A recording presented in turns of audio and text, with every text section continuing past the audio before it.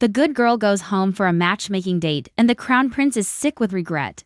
On the seventh day after I left Dominic, he finally accepted that I wasn't coming back. The guys in the crew urged him to chase me right away. A girl like Sophie, obedient, sweet, and wholesome, is rarer than a factory turbo 911 in our world. Dominic said nothing, just lit a cigarette, took a long drag, and suddenly muttered, "Actually, breaking up works. Sophie's type kind of boring." I knew it, he'd grown tired of love that tasted like flat mineral water. So I walked away on my own, obeyed mom, and went home to meet a man my family approved. On the 365th night with Dominic, I secretly finished hand embroidering my wedding dress. 1 month earlier, I'd overheard him talking to his teammate. He said that the instant this season ended and he hoisted the championship trophy, he would announce good news to the whole world. I hugged the secret to myself like a trophy. No one could picture straight a scholarship me mountain town good girl, dating the campus rebel. Dominic for an entire year in stealth. No one believed we were a couple, myself included. He was Eastbrook royalty, heir to the Ashford industrial empire,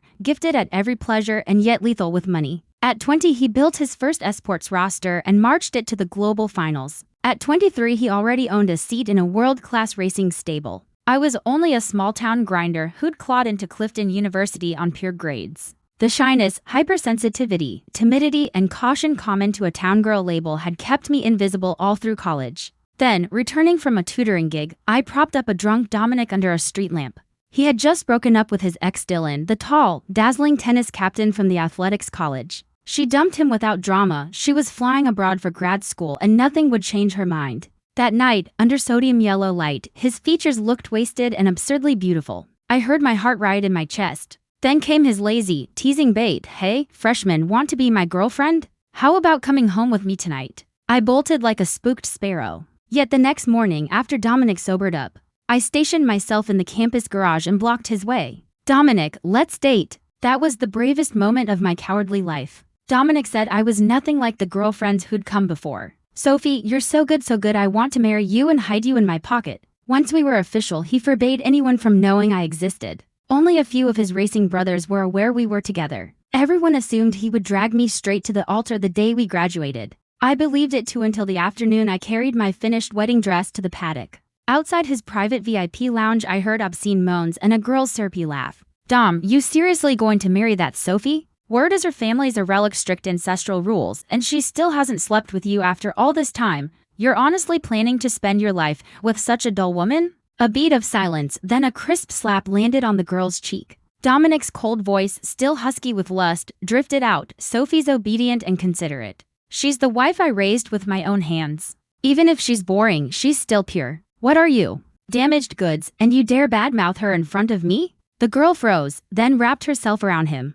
"If she's so precious, why are you here with me?" Dominic chuckled, pinching her hard. "Marrying a wife and playing on the side don't clash. Zip it. If Sophie finds out, I'll make you pay." Inside, tables began squealing across the floor again. I clutched the dress to my chest, tears streaming long before I noticed them. I drifted back toward campus in a trance. My phone chimed. An unknown number wanted to be WhatsApp friends. I accepted. 12 porn-level bedroom shots exploded onto my screen. With the photos, lines of text that vanished a second later. "Sophie, don't gloat. Dominic will marry you only because you're clean. Nice trophy for the mantle. Truth is he can't be bothered to touch you. Look on my bed, he's a rabid dog, nailing me nonstop. Did you know? The night you confessed, he booked a hotel room for me and burned through 2 boxes of condoms? And after every date with you, he calls me to a hotel. He says a prude like you can't be touch you and he's stuck for life. Annoying. Sophie, face it, a boring virgin can never satisfy Dominic." Each message was recalled before the next arrived.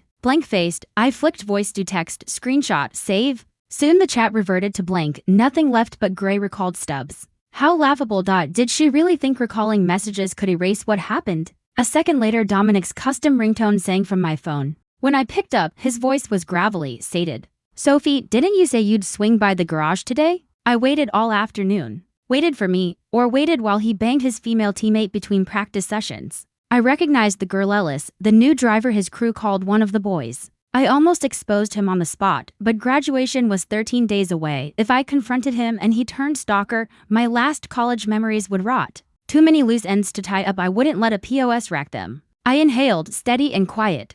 It started raining. I didn't feel like going out. Another time. On his end he hesitated, suddenly wary. "Sophie, were you just here at the garage?" I was steps from my dorm. I snapped a photo of the gate and sent it. No. I reached campus when it poured. No umbrella, so I came back. His tone lifted, sunny and relieved. Skip the trip then. I'll order you dinner, private kitchen or salad bar. No need. I grabbed a hand pie from the cafeteria on the way. At the words hand pie, his breathing snagged. A petty victory fluttered through me. Dominic loathes every street cart snack, especially hand pies, corn dogs, stir-fried noodles, and breakfast wraps. Ever since I started dating him, I'd stopped eating cheap street snacks. Maybe the words hand grab pancake sounded too downmarket for His Royal Highness. Dominic ended the call in a hurry. I turned and walked to dining hall no. Too near the dorm. Boss, one deluxe hand grab pancake had egg, pork loin, and a pack of extra spicy veggie chips. I cradled the bulging, fully loaded pancake, snapped a photo, and posted it to my WhatsApp story. I knew Dominic would see it. He's a neat freak. If he found out I'd eaten a hand-grab pancake, he'd stay away for at least 3 days. Sure enough, while I was still finishing the pancake outside the dorm, Ellis sent another taunting voice note and video. Sophie, so what if Dominic promised to marry you? You've got the title, but he still comes to my bed. You have no idea how wild he is with me. Just now he called a courier for 2 boxes of little umbrellas. I tapped the clip, behind frosted shower glass. Dominic was rinsing off, lean waist and abs faintly visible. On the entry console sat 2 unopened boxes of condoms. I hit save. The next second the messages were unsent. I stood downstairs, chewing slowly until the last bite was gone. By my calculation, Dominic's feast was starting about now. I pulled out my phone and dialed him over and over. He rejected the first 3 calls. On the 4th he finally picked up. Breathless, he said, Sophie, what's up? I was in practice, phone on silent, listening to the practiced lie. I suddenly felt nothing. Oh, nothing urgent. Just wanted to tell you I've got a job placement exam the day of the finals, probably can't make your race. If I wasn't mistaken, he'd planned to unveil me to the press after the finals and drop to one knee. I thought he might at least try to talk me into coming. Instead, distracted by whatever was happening on his end, he agreed almost too eagerly. Babe, the exam's more important. Skip the race if you need. I'm still in training, gotta run. After camp I'll treat you to a fancy dinner. Even through the phone I could feel his impatience. And Ellis's deliberately stifled moans drifting in the background. I smiled. Sure, after camps by then I'd have my diploma and be back home on a matchmaking date. Dominic, there won't be a next time for us. Back in my room I hung the hand-embroidered wedding dress on the bedpost, glanced at yesterday's bouquet, and laughed. Dominic really is a master scheduler. He'd shop, dine, and buy me flowers whenever I was free. The instant the last file sent, I blocked him, deleted the chat, unfollowed and erased him on every platform. Dominic, this is where you and I get off. My dorm had already been stripped bare. Everything I wanted to keep was shipped to my hometown this morning. After leaving the private kitchen, I hailed a rideshare straight to the high-speed rail station. 20 minutes later, I was on the last bullet train home, Taylor, South Jordan Station. Everyone says girls from our province don't marry out. And since my parents never knew I'd been secretly dating Dominic, the minute I announced I was moving back, they pounced, scheduling 18 matchmaking dates. Staring at the lineup longer than my browser history of web novel binges, I almost blacked out and wailed, Mom, are you really this eager to kick me out? She rolled her eyes. You don't get it, quality men are never on the market. These guys come recommended by your dad's fishing buddies and my square dance girlfriends. We know their roots, and bonus their parents all have pensions. On my 3rd day home I met my first date at the Covered Bridge Cafe by our gate, Julian. Turned out we'd gone to the same high school. He was a year above me. Instead of staying in Eastbrook after graduation, he'd come back, turned a disused covered bridge into a string of waterfront cafes, all under the name Covered Bridge Coffee. The shop sits in what used to be someone's living room. From the window you gaze straight at the centuries-old bridge, the rowan tree, and the murmuring stream. Julian asked why I'd returned. I didn't hide it. I laid out the whole story of Dominic and me. Halfway through, Julian laughed. On our wedding day, I'm mailing that guy a box of candy, thanks for being blind and handing a treasure like you to me. I blinked. You don't mind? He looked straight at me. Sophie, the only thing I mind is whether he still owns any square footage in your heart. Nausea rose so fast I nearly spit out my latte. I shook my head like a faulty bauble doll. None. I've got a severe case of emotional OCD since the day I caught him cheating. He's been evicted. Julian cracked up. Then we're golden. Love is mutual selection. Marriage is too. People spend life making choices. Pick wrong, drop it, keep looking for right. He paused. You're worried that dating a dirtbag like Dominic stains your record, right? Relax, I've got a similar rap sheet. He winked. Right then I realized this matchmaking fling might actually get me. Julian and I shifted into hyperspeed. From first date to parental meet and greet to engagement, 7 days flat. On our engagement day, Ellis, who'd vanished for ages, suddenly DM'd me a surreptitious video. Inside, a bunch of Dom's pit crew buddies were heckling him to go win Sophie back. Riley, you've frozen the princess long enough, yeah? Serious, Riley. A good girl like Sophie's rarer than a clean lap at Monaco. Cool it before she disappears. Dominic stayed silent, lit a cigarette, inhaled, then muttered, ending it early was smart. Sophie's type's kinda boring. One clown sniggered and elbowed him. So what about Ellis? Smoking body, wild in the sack, marry her instead. Dominic snorted. Her? Been passed around more times than a victory champagne. Fine for fun, but wifey material. That's sofa level clean. Then haul ass and get her backward as she's back home matchmaking. Dominic shrugged. Won't happen. That backwater can't cough up a real man. Laughter exploded. True after Dom, who'd settle for some hick shopkeeper. Riley did right. Yeah, Ellis set the trap, but the princess overreacted. Let her stew, teach her manners, clip ends. Ellis's bitter voice leaks through the phone. Sophie, you got me booted from Ashford, blacklisted industry-wide, so what? Hear that? He never loved you. He'd marry you only because you're cleaner than me. I exhaled. Ellis, when will you get it? A woman's dignity isn't traded for a chastity plaque. You whine that Dominic thinks you're dirty, ever consider he's just as filthy? Anyway, I'm getting married. Don't text again. Whatever happens between you and Dominic is officially none of my business. I'm out, busy with engagement hoopla. I'd forgotten to block her. Message sent. I tapped block delete and tossed her into the void. I thought Dominic and I were officially over until my wedding day when he rocketed into Jordan, watching me glide down the aisle in my hand-embroidered wedding dress toward Julian.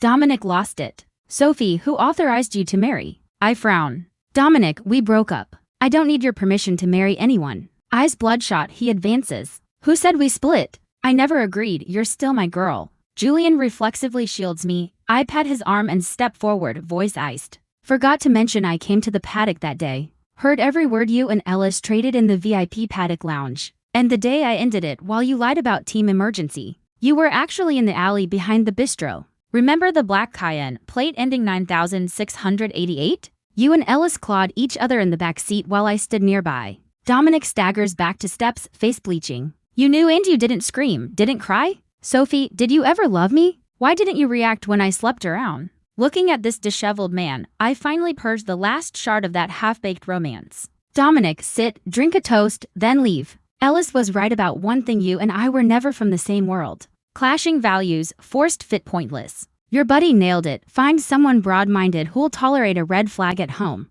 while you raise every other color in the field. I can't, so end of the line. Dominic's face went bloodless. He shook his head reflexively. No, Sophie, I never wanted to break up with you. It just felt too flat when I was with you, like drinking plain water. I only thought, while we weren't married yet, I'd have a little fun. Sophie, believe me. Ellis and I were just a fleeting scene. I couldn't bear to hurt you. And she happened to be easygoing in that way. I was only playing around with her. I'd already planned to cut her off right after I proposed to you. I never expected you'd find out, Sophie. I was wrong. I've kicked Ellis out of the team and called every top crew in the country. She's blacklisted industry-wide. Come back, okay? As long as you say yes, we'll go get our marriage license today. Sorry, but my wife and I already picked ours up. Julian suddenly pulled a bright red marriage certificate from his suit pocket, smiling smugly. Dominic stared at me in disbelief. Sophie, you've been home half a month, and you married this guy? I almost laughed. Dominic, you had an entire year with me and never once thought of meeting my parents or proposing. What right do you have to ask why I married Julian? I'll tell you why, because Julian respects me and my family. He's the one who seriously wants to spend his life with me. After that day, I didn't see Dominic again. I only heard that he gave Ellis's parents a sum of money, and soon after they married her off to a 50-something divorce with 3 kids. Later I learned Dominic refused the marriage his family arranged and began indulging himself. Almost every other day he was on the gossip feeds, linked to some actress or influencer, trending nonstop.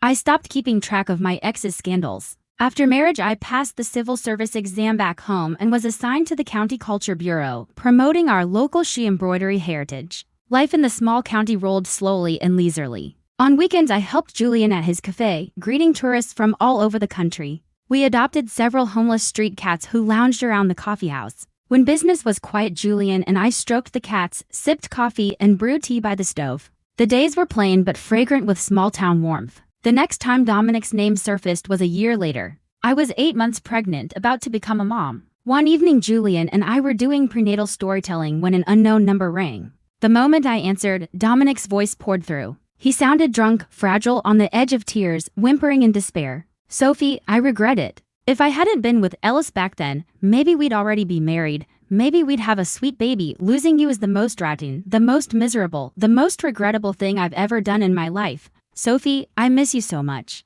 If only we could go back to graduation year. The line cut off. I thought the jerk had drunk dialed me on a whim. But a few days later a close teammate from Dominic's racing days called. Only then did I learn Dominic hadn't been drunk screaming. He had just been diagnosed HIV positive. No wonder he said he regretted it. Perhaps what he really regretted wasn't betraying me or lying to me, but not marrying a Jordan girl like me and settling down. Because if he had married me back then and cut every outside fling clean, some passionate woman out there wouldn't have infected him today. Still, none of that had anything to do with me now. I pitied his misfortune and stopped there. You have your road, I have my journey. 2 months later I gave birth to our first child, a plump, porcelain little princess. On her 1-month celebration, a courier package arrived from Eastbrook. Inside were 18 sets of dazzling gold jewelry and a handwritten letter. Dominic had sent it. Sophie, do you remember the first time I took you to Disney? You told me you hoped our first child would be a girl. I secretly stockpiled gifts for our daughter, but I'll never have the chance to give them. I saw the photo you posted. She looks just like you, perfect, exactly the daughter I pictured, except these for her. Please grant my last wish, will you? The final line chilled me. Sure enough, soon afterward an alumni group message announced Dominic's death. Unable to face an HIV future, he drove his beloved supercar off a cliff. I attended the funeral. There Mrs. Ashford, the society matriarch who'd almost been my mother-in-law, pressed a thick photo album into my hands. Weeping inside were every picture Dominic and I had taken during our year together. Some not even selfies, just candid shots by strangers. I can't imagine the energy he spent collecting them into this thick album. Mrs. Ashford clutched my hand, sobbing, Sophie, I should never have let Dominic run wild with those loose women. If only he'd married you back. Then, this wouldn't have happened. I sighed, not knowing how to comfort her. She probably never considered, with Dominic's untamed, freedom-loving nature. Even if I had married him, could he have stayed content with a quiet life afterward? Never. Character is fate, Dominic. Whoever he wed would have been the same, and I, this Jordan small-town girl who can't stomach infidelity, would never marry a man like Dominic. Luckily, I was the good daughter who listened to mom and dad. They knew me well enough to find a boy who truly fits. The end.